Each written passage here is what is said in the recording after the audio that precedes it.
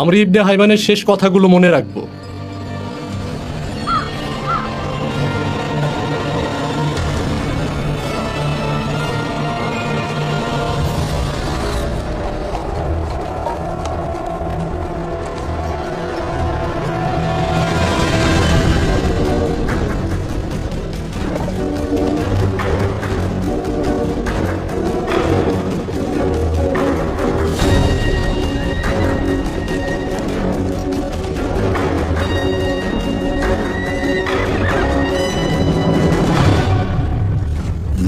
প্রভু, একটা কথা।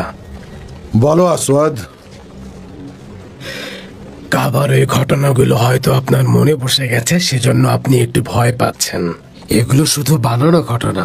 মক্কার মানুষ এসব বানিয়েছে যাতে কেউ কাবায় আক্রমণ না করে। এটা একটা সাধারণ ঘর, আর কিছুই না। তুমি একটা আহাম্মক, বুঝেছ আসওয়াদ? জি প্রভু। তুমি কি জানো না আসওয়াদ, একজন রাজা সৈন্য সহ ইয়েমেন পর্যন্ত এসে, বিশেষ করে সেই রাজা যদি আব্রাহা হয়, এসব কান কথা আর বানানো গল্পে কখনো ভয় পাবে না। আমি এখানে এসেছি কাবাকে ধ্বংস করতে, এবং আরবীয়দের আমি জোর করব আমাদের গির্জায় যেতে, যাতে আমার ভূমি আরবের সবচেয়ে জাঁকজমক জায়গা হয়। একবার এই আরবীয়দের এই পবিত্র জায়গা আমি ধ্বংস করে দেই, তারপর এদেরকে বাধ্য করব যাতে এরা সবাই খ্রিস্টান ধর্ম গ্রহণ করে। তারপর পার্সিয়ানদের পরাজিত করার জন্য একটি শক্তিশালী বাহিনী তৈরি করব। আমি আপনার কথা মন দিয়ে শুনছি প্রভু। আমার সৈন্যদের প্রস্তুত করেছি শুধু সেই দিনের অপেক্ষায়। মক্কায় গিয়ে ওই কাবা ঘরকে আক্রমণ করব বলে ওদেরকে পরাজিত করব। ওদের যত সম্পদ আছে সব নিয়ে নেব। আপনার হুকুমের অপেক্ষায় আছে। আমাকে কেউ থামাতে পারবে না। আরবীয়দের খ্রিস্টান ধর্মে আনতে পারলে আমার চেয়ে বেশি খুশি আর গর্বিত মনে হয় আর কেউ হবে না। যখন আমরা ওই কাবা ঘরকে ধ্বংস করব, এক সময় মানুষ কাবাকে ভুলে যাবে, কেউ আর কাবার কথা বলবে না। তখন খ্রিস্টান ধর্ম গ্রহণ করা ছাড়া তাদের কোনো উপায় থাকবে না। তারা বাধ্য হবে আমার ওই গির্জায় যেতে। তোমাকে একটা কথা বলি আসওয়াদ, শুধুমাত্র ধর্মই পারে একজন রাজা আর তার প্রজাকে এক সুতোয় বেঁধে রাখতে। তাই তারা খ্রিস্টান ধর্ম গ্রহণ করলে এমনিতেই আমার অধীনে চলে আসবে। আরেকটা কথা বলি আসওয়াদ, যখন আমরা ইহুদিদের ইয়েমেন থেকে বের করে দিতে পারবো আর নাওয়াজের ইহুদিদের মেরে ফেলবো, তখন আমরা ইয়েমেনদের প্রতিরোধ দুর্গ ধ্বংস করে দিতে পারবো। আর একবার আমরা যদি ওই কাবা ঘর ধ্বংস করতে পারি, একবার শুধু ওই মক্কার মানুষদের হাতে নিতে পারি, তাহলে এই পুরো আরব আমাদের হাতের মুঠোয় চলে আসবে। তুমি নিশ্চিন্ত থাকো। আমি এত বড় সৈন্য বহর নিয়ে এসেছি ভয় পেয়ে ফিরে যাওয়ার জন্য নয়। আমি জিতবই আসওয়াদ, এটাই আমার সিদ্ধান্ত। পৃথিবীর কেউ আমাকে আমার উদ্দেশ্য থেকে সরাতে পারবে না। অনেক বড় পরিকল্পনা করে এসেছি আমি খ্রিস্টান ধর্মের জন্য, আমার জাতি আর গোত্রের জন্য। আমি খ্রিস্টান ধর্মের জন্যই এত কিছু করেছি। আরবেও আমি রাজত্ব করব।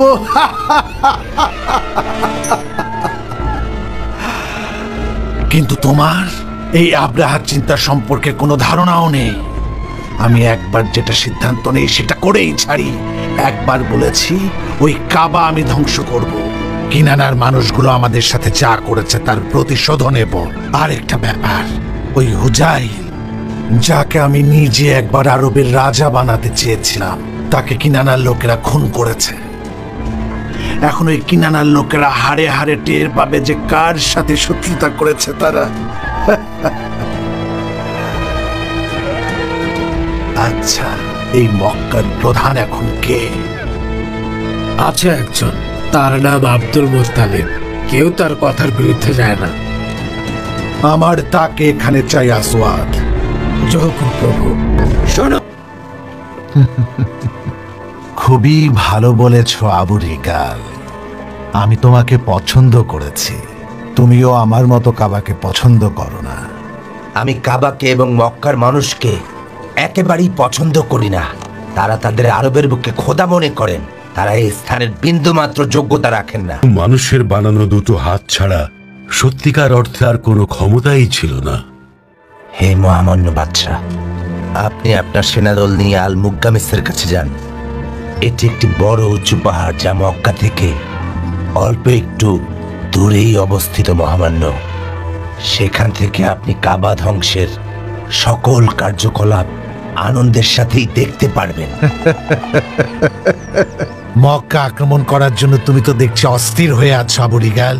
মহামান্য বাদশাহ, যখন আমি আপনার কাবা ধ্বংসের ইচ্ছার কথা জানতে পেরেছি, তখন থেকে আমার একমাত্র লক্ষ্যই হলো আপনাকে খুশি করা। তুমি আমার মর্যাদা রেখেছ, তুমি এভাবে কাজ করলে পুরস্কৃত হবে। মহামান্য বাদশাহ, আমি আপনাকে বলবো দ্রুত করতে। সূর্য শক্তিশালী হয়ে যাবার পূর্বেই যা করার করতে হবে। সেখানে যেতে হবে মক্কার পাহাড়ের পাথরগুলো গলিত লোহা হবার পূর্বেই। যখন তিনি মুহাম্মদ সাল্লাল্লাহু আলাইহি ওয়াসাল্লামকে গর্ভে ধারণ করেছিলেন, তখন একটি কণ্ঠ তাকে বলেছিল, হে আমিনা, তুমি এমন একজনকে গর্ভে লালন করছো যিনি একসময় সারা পৃথিবীর নেতা হবেন। তিনি যখন ভূমিষ্ঠ হবেন, তখন তিনি আল্লাহর প্রশংসা বাণী সারা পৃথিবীতে ছড়িয়ে দেবেন। তিনি শয়তানি দৃষ্টির ঊর্ধ্বে। তুমি তার নাম রেখো মুহাম্মদ। তারারা পর্যন্ত সাক্ষী দিচ্ছিল মুহাম্মদ। এখানে হজ করার জন্য সকল হজ যাত্রীদের খাবার ও পানির ব্যবস্থা কুরাইশদের সম্পদ থেকেই দিতে হবে।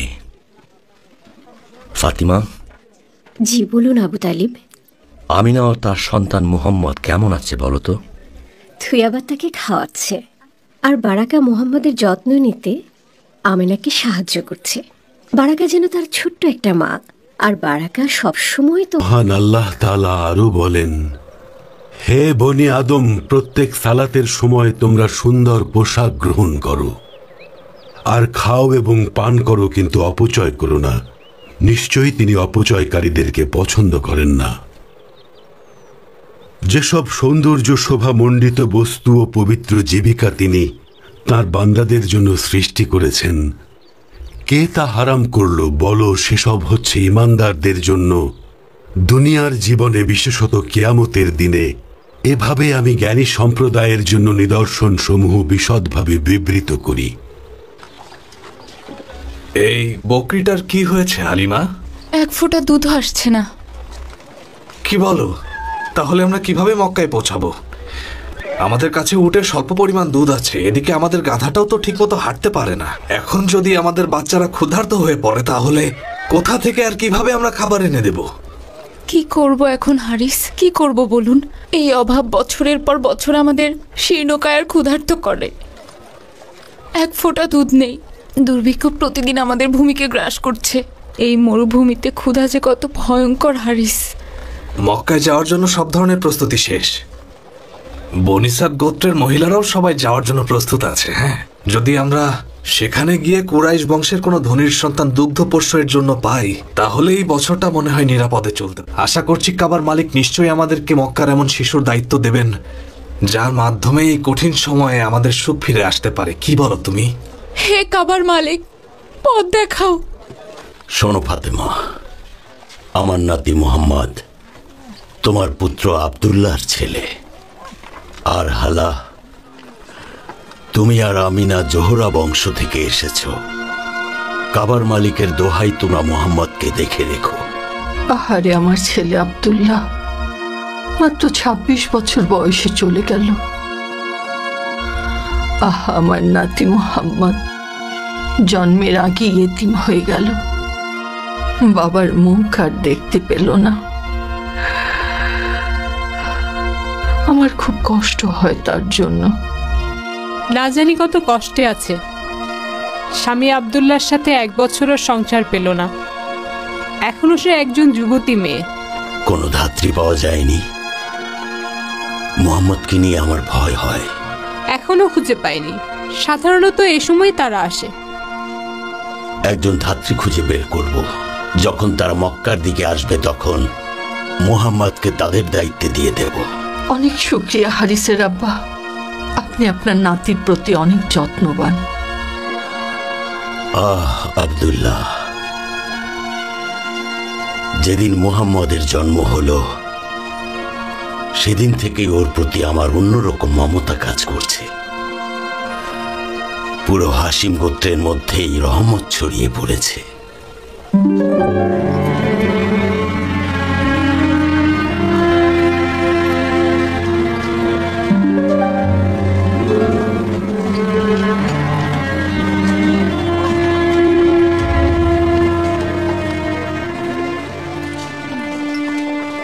এই যে শুনছো, তুমি সাদ গোত্র থেকে এসেছো? জি, আমি সাদ গোত্রের থুয়াইবের কন্যা, যে সাদ গোত্রের বকরের পুত্র।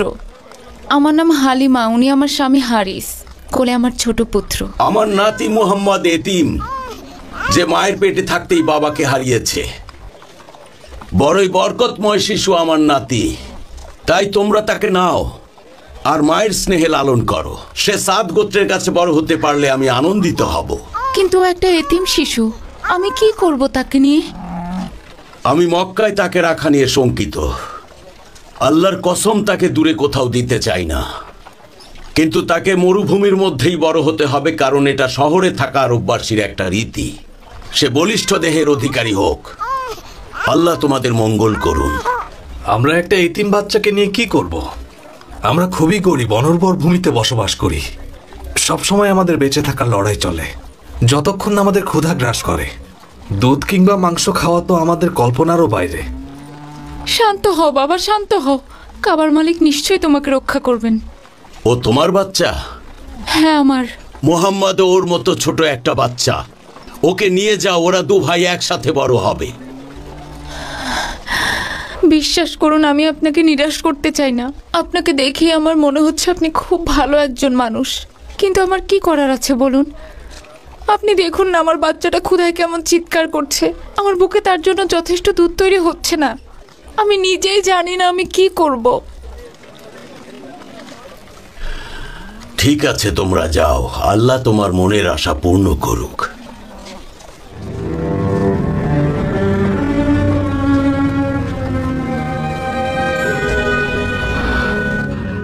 আমার বাচ্চাটা। এতিম হওয়াটা একটা শিশুর জন্য অভিশাপের মতো।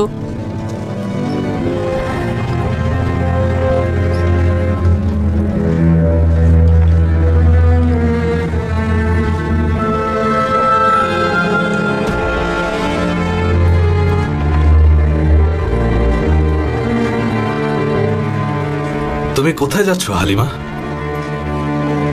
এভাবে শূন্য হাতে এখান থেকে ফিরে যাওয়াটা আমার ঠিক মনে হচ্ছে না, তাই শূন্য হাতে যাওয়ার চেয়ে এটাই উত্তম, শিশুটিকে নিয়েই যাই। সেটাই হয়তো ভালো হবে। কে জানে, আল্লাহ হয়তো এর চেয়ে বড় প্রতিদান দেবেন। আপনি অপেক্ষা করুন, আমি তার মার কাছে গিয়ে তাকে নিয়ে আসব।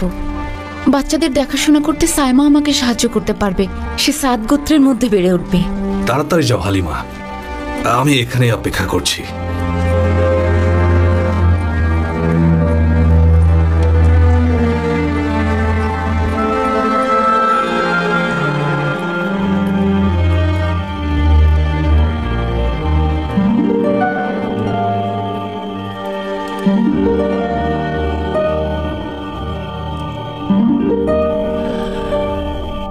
এদিকে এসো বারাকা।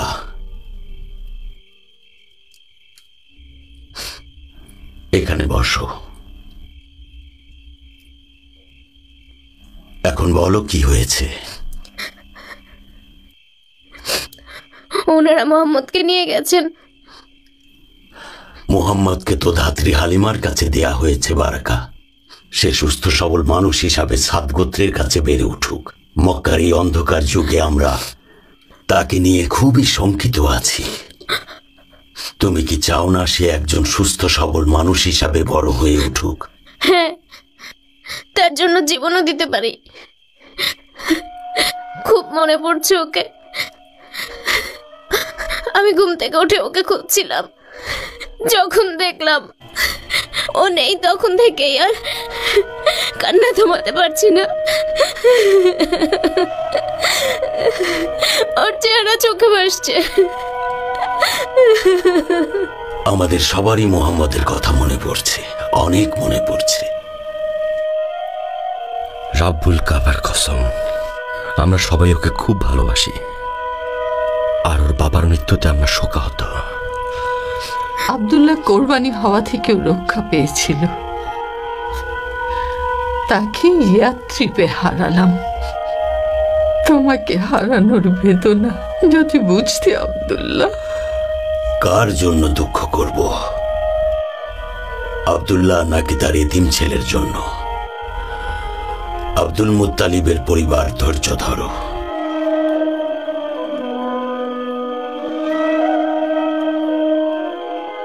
বিশ্বাস করো উম্মে ইকরাম, আমি একটা কারণেই শিশুটাকে নিয়ে এসেছি। সে এতিম, তাকে কেউ নিচ্ছিল না।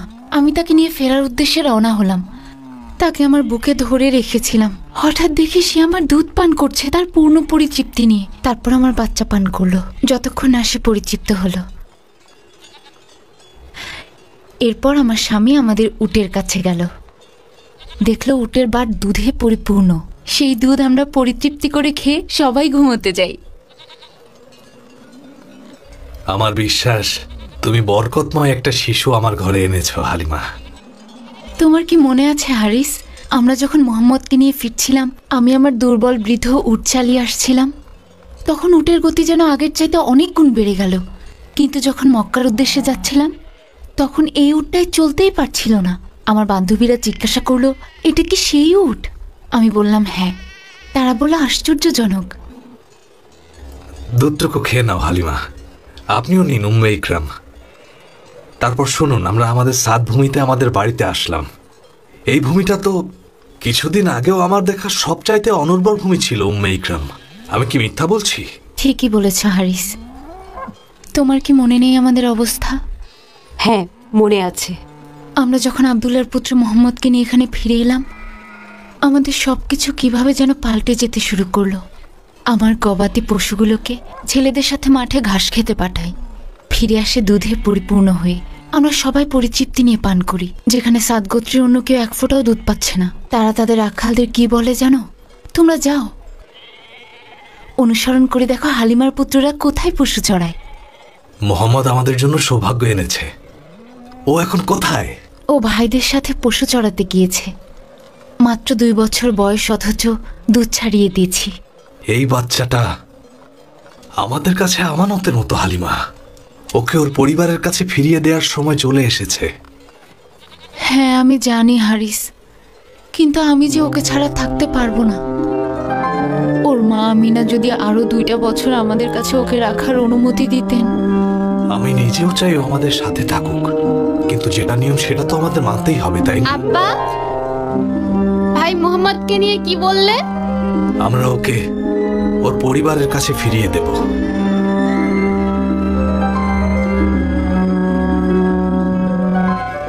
আমি জানি ও চলে গেলে ওর ভাই বোনেরা কত কষ্ট পাবে, বিশেষ করে ওর বোন সাইমা। সাইমা মোহাম্মদকে অনেক বেশি ভালোবাসে। بدت مخايل فضلي نام اليتيم ولم يكم رزق بعضه وذكاء سالت في الخلق العظيم شمائل يقرى بهن ويولع الكرماء يقرى بهن ويولع الكرماء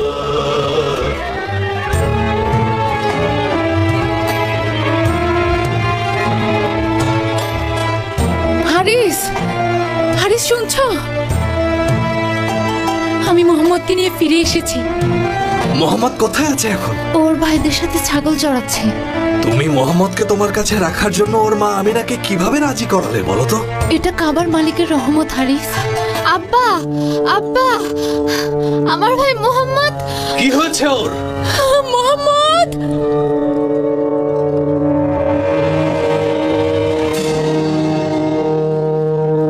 তোমার কাছে যাব ভাবছি, আর তুমি আমার কাছে চলে এসেছো। বসো।